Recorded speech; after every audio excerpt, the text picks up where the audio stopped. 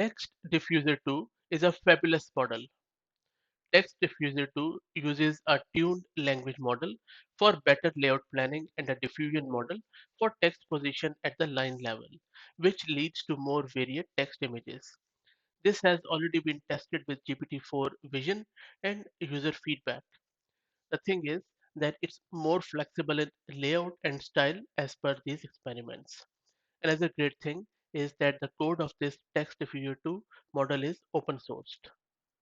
The diffusion model has been proven a powerful generative model in the last 1 year, but still remains a challenge in generating visual text.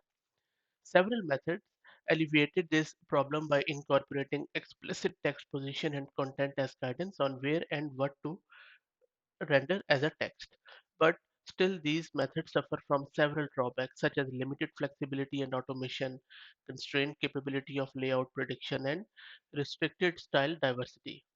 That is where this new model, which is called as Text Diffuser 2, helps. The purpose of this model is to unleash the power of large language models for text rendering. The method the researchers have used for this model is quite interesting. First, they have fine-tuned a large language model for layout planning. This LLM is capable of automatically generating keywords for text rendering and also supports layout modification through chatting. Then, as a second step, they have utilized the large language model within the diffusion model to encode the position and text at line level. The difference between this new model and the previous model is that this method employs tight character level guidance. So that is why this approach generates more diverse text images, which is of very high quality.